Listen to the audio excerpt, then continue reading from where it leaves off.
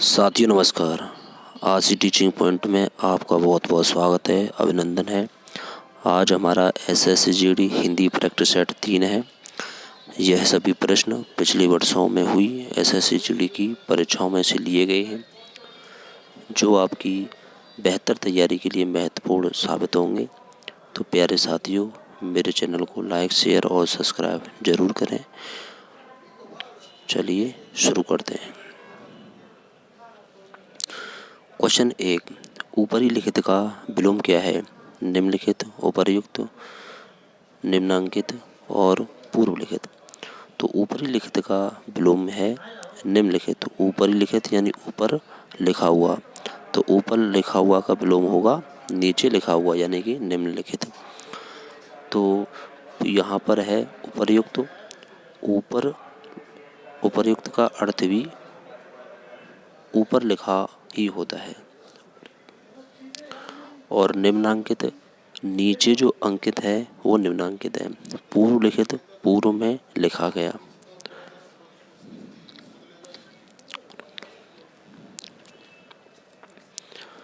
तो question number 2, जीतने की इच्छा, जुगुप्सा, जिज्ञासा, अभिप्सा और जिजीविषा। जीतने की इच्छा होती है जिज्ञासा। ऑप्शन बी इसका राइट है। जुगुप्सा क्या होता है? किसी भी व्यक्ति की उपेक्षा पूर्व की गई घृणा, तो वो जुगुप्सा होता है। अभिप्सा चाहने की इच्छा होना। जिजीविषा जीने की इच्छा होना। चलिए, समानार्थी शब्द निम्न में से कौन सा है? राकेश का चांद, निशापति, दिवाकर, चंद्र और सुधाकर, यानी कि समान शब्द निम्न में से कौन सा समानार्थी शब्द नहीं है? राकेश का चांद होता है, सही है। निशापति होता है चंद्रमा का, और दिवाकर होता है सूर्य का। चंद्र और सुधाकर ये दोनों ही चांद के होते हैं। शशि और रजनीश ये भी चांद के होते हैं। इसलिए जो समानार्थी नहीं है वो है ऑप्शन बी। ऑप्शन बी यानी निशापति होता है चंद्रमा का और दिवाकर होता है सूर्य का। तो ऑप्शन बी आपका राइट है। कानपुर में रहने वाले उसके चाचा को लड़की हुई है, किस भाग में त्रुटि है? उसके चाचा को लड़की हुई है, कानपुर में रहने वाले और कोई त्रुटि नहीं। तो कानपुर में रहने वाले उसके चाचा को लड़की हुई है, तो ये उसके चाचा को, यानी कि ऑप्शन ए वाला है, इस भाग में त्रुटि है। क्योंकि उसके चाचा को लड़की नहीं हो सकती, लड़की तो उसकी चाची को हुई है। तो ऑप्शन ए जो है जो गलत है। संक्षिप्त का विलोम क्या है? संक्षिप्त, लिखित, विस्तृत और संकुचित और समेत।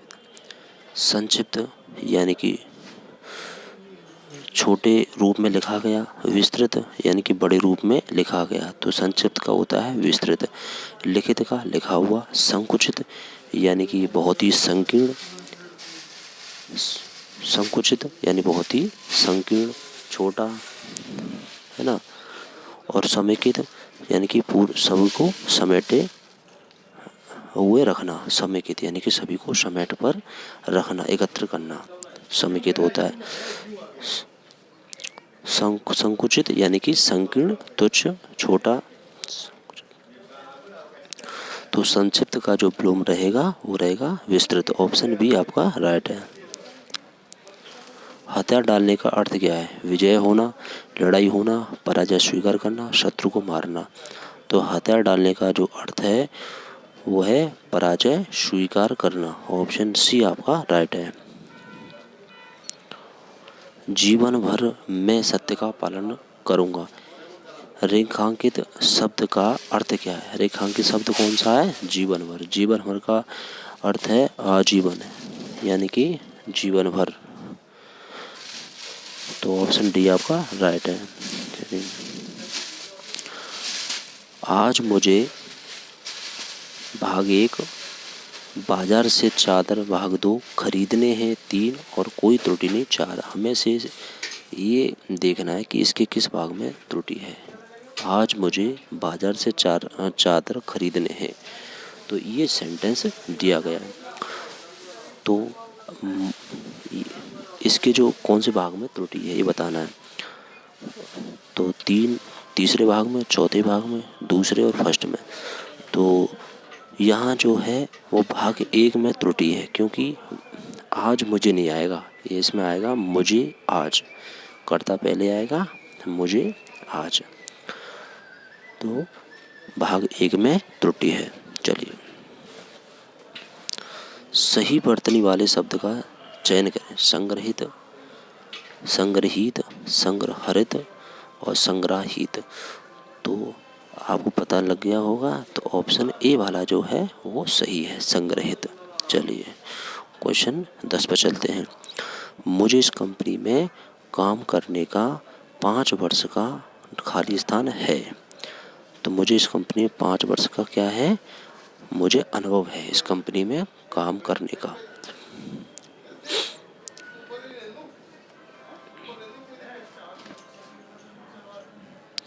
बैंक का कर्ज चुकाकर वह खाली स्थान हो गया।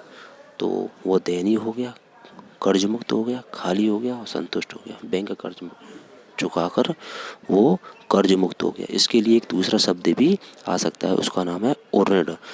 बैंक कर्ज चुकाकर वह उऋण हो गया या कर्ज मुक्त हो गया। तो उऋण भी यहाँ लिया जा सकता है।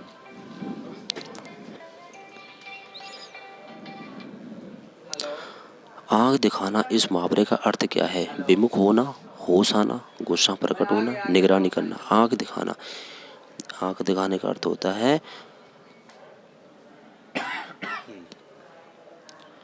गुस्सा प्रकट करना। ऑप्शन सी आपका राइट है। ठीक है, तुरंत आ गए, तुरंत। अपमान का विलोम क्या है? अपमान का सम्मान, स्वाभिमान, सत्कार, अभिमान। तो अपमान का जो विलोम है वो है सम्मान। तो साथियों, स्वाभिमान क्या होता है? स्वाभिमान यानी कि अपना गौरव, खुद का गौरव या खुद का सम्मान, वो होता है स्वाभिमान।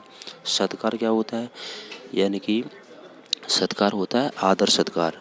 कोई घर पे आया हुआ है तो उसको आदर सत्कार करना, वो सत्कार कहलाता है। अभिमान यानी कि घमंड, यानी किसी वस्तु पर घमंड करना, तो अभिमान होता है। तो यहाँ अपमान का जो विलोम होगा वो होगा सम्मान। ऑप्शन ए आपका राइट रहेगा।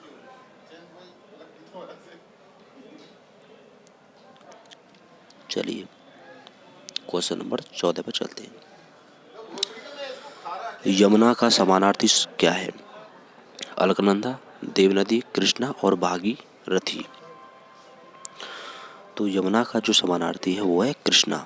यमुना को जो पर्यायवाची है वो कृष्णा भी है, और अलकनंदा, देवनदी और भागीरथी ये गंगा के पर्यायवाची हैं। ठीक है साथियों, चलिए। दूसरों के लिए अपने सुख को त्याग देने के लिए एक शब्द होगा। आत्मसमर्पण करना, आत्मस्वर्ग करना, आदर्शवाद और आत्मघाती।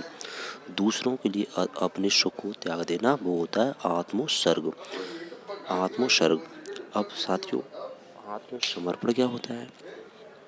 यानी कि अपना समर्पण कर देना, किसी दुश्मन के सामने अपने आप को समर्पण कर देना, वो होता है आत्मसमर्पण। यानी कि अपनी हार मान लेना।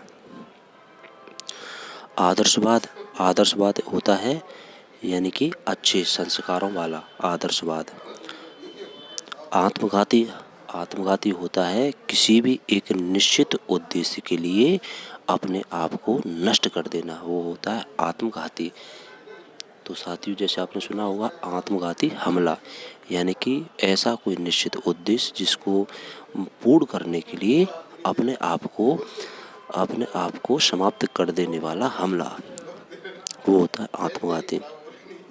चलिए क्वेश्चन नंबर 16 पे चलते हैं। झूठ बोलना पाप है, किस भाग में त्रुटि है? झूठ बोलना पाप है।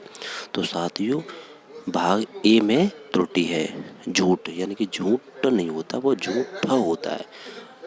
तो साथियों भाग ए यानी झूठ, ये इसमें त्रुटि है। क्वेश्चन नंबर 16 पे चलते हैं। जिसके समान दूसरा ना हो, अद्वितीय, असीम, अनंत और अद्भुत। जिसके समान दूसरा ना हो, अद्वितीय, अ माने नहीं, द्वितीय माना दूसरा। जिसके समान दूसरा ना हो, अद्वितीय। असीम, अब साथियों ने असीम का अर्थ क्या होता है? असीम का अर्थ होता है असीम, जिसकी कोई सीमा ना हो, असीम। अनंत क्या होता है? जिसका कोई अंत ना हो, वो होता है अनंत। अद्भुत किसे कहते हैं? अद्भुत यानी कि आश्चर्यजनक, आश्चर्यजनक। चलिए साथियों, क्वेश्चन नंबर 18। सीता की मुख चंद्र देखकर राम भी खिलौटे, किस भाग में त्रुटि है? तो सीता की मुख चंद्र राम भी खिलौटे, तो यहाँ साथियों सीता की मुख चंद्र नहीं, तो सीता का मुख चंद्र। तो सीता का मुख चंद्र भाग ए में त्रुटि है। सीता की नहीं आएगा, यहाँ सीता का आएगा, ठीक है ना। पत्र किसके नाम पर लिखा गया है, किस भाग में त्रुटि है? पत्र किसके नाम लिखा है, कोई त्रुटि नहीं। तो साथियों पत्र किसके नाम पर लिखा है, इसके लिए सही जो शब्द होगा वो होगा पत्र किसको लिखा है। पत्र किसको लिखा है, तो भाग बी जो है वो गलत है। ऑप्शन बी आपका राइट आंसर होगा। पत्र किसको लिखा है, ये आपका सही होगा। जिस पर आक्रमण हो के लिए एक शब्द बताओ। आक्रांत, आक्रांता, आक्रामक और आतताई। जिस पर आक्रमण हो तो वो होता है आक्रांत। तो आक्रांता क्यों होता है? आक्रांता यानी कि युद्ध लड़ने की चाह रखने वाला। आक्रांता लड़ने की चाह रखने वाला, इच्छा रखने वाला, वो होता है आक्रांता। आक्रामक क्या होता है? तो साथियों आक्रामक होता है यानी कि लड़ाई लड़ने वाला, युद्ध लड़ने वाला, तो वो होता है आक्रामक। अब आतताई क्या होता है? आतताई साथियों वो होता है यानी कि बहुत ही दुष्ट व्यक्ति, यानी कि जो बहुत ही अत्याचारी स्वभाव वाला हो, बहुत ही अत्याचारी स्वभाव वाला हो तो उसको कहते हैं आतताई। तो ऑप्शन जो आपका ए है वो राइट रहेगा। जिस पर आक्रमण हो तो वो होता है आक्रांत। ऑप्शन ए आपका राइट है। चलिए, विफल का विलोम क्या है? विफल का विलोम है निष्फल, प्रफुल्ल, सफल और असफल। तो विफल का होता है विफल यानी कि सफल। तो निष्फल क्या होता है? निष्फल यानी कि बिना फल के, जिसको कोई भी फल ना मिला हो वो निष्फल। प्रफुल्ल होता है खुशी, प्रफुल्ल का अर्थ होता है खुशी। असफल यानी कि हार होना, तो असफल का हार होना। विफल का विलोम होता है सफल, प्रफुल्ल का हंसी और निष्फल जिसको कोई फल ना मिला हो होता है निष्फल। तो साथियों चलिए क्वेश्चन नंबर 22 पे चलते हैं। घोड़ा बीच में खाली स्थान गया, तो घोड़ा जो है बीच में टोक गया, लड़ गया, अड़ गया और चल गया। तो साथियों घोड़ा बीच में ही अड़ गया। ऑप्शन सी जो है आपका राइट आंसर है। तो साथियों ये जो प्रश्न है वो पिछले वर्षों में हुई एसएससी जीडी की परीक्षाओं से लिए गए हैं, और आप प्रत्येक प्रैक्टिस सेट को बहुत ही बारीकी से दें। और अगर आप अच्छे आ रहे हैं तो बहुत अच्छी बात है, क्योंकि आपकी तैयारी बहुत अच्छी है। और आप जो भी क्वेश्चन अगर नहीं बन पा रहे हैं तो उन्हीं प्रश्नों को गौर से पढ़ें और उनको नोट करते हुए चलें। चलिए, और मुझे क्योंकि आपको पता ही है कि दिन ब दिन कंपटीशन लेवल हाई होता जा रहा है, तो ऐसा नहीं है कि इस बार भी ऐसा ही आएगा। इस बार थोड़ा चेंजेस ज़रूर होगा, इसलिए उसको ध्यान में रखते हुए आप अच्छी अपनी तैयारी करें। चलिए तो घोड़ा बीच में ही अड़ गया। ऑप्शन सी आपका राइट है। पर्वत का समानार्थी ईशु, भूए, नग और भू। तो साथियों पर्वत का समानार्थी होता है पर्यायवाची, क्या होता है, नग, नग। और भू होता है पृथ्वी का, धरती का। तो पर्वत का समानार्थी नग। ऑप्शन सी आपका राइट है। चलिए क्वेश्चन नंबर 24। जो प्राणी जमीन पर रहता हो, जमीन पर रहेगा तो क्या कहलाएगा, थलचर। और जो जमीन और जल, थल और जल दोनों पर रहेगा वो कहलाएगा उभयचर। जो नभ यानी कि आसमान में रहेगा वो कहलाएगा नभचर। और जो जल में रहने वाले जीव को क्या कहते हैं, जलचर। तो जो प्राणी जमीन पर रहता है उसका क्या होगा, थलचर। ऑप्शन सी आपका जो है वो राइट है। घर की मुर्गी दाल बराबर, मुहावरे का सही अर्थ क्या है। तो लाभ के स्थान पर हानि होना, घर की वस्तु को ज़्यादा महत्व देना, अत्यधिक कंजूस, घर की वस्तु को तुच्छ समझना। तो घर की मुर्गी दाल बराबर मुहावरे का अर्थ होता है घर की वस्तु को तुच्छ समझना। ऑप्शन डी जो है आपका राइट आंसर है। तो घर की मुर्गी दाल बराबर, ऑप्शन डी घर की वस्तु को तुच्छ समझना। तो साथियों आज की क्लास हमारी यहीं ख़त्म होती है। तो मुझे मेरी क्लास आपको कैसी लगी मुझे कमेंट ज़रूर करें। और जिस साथी ने मेरे चैनल को सब्सक्राइब नहीं किया है तो प्लीज़ मेरे चैनल को सब्सक्राइब ज़रूर करें। और किसी भी क्यूरी या सजेशन के लिए मुझे कमेंट करते रहें।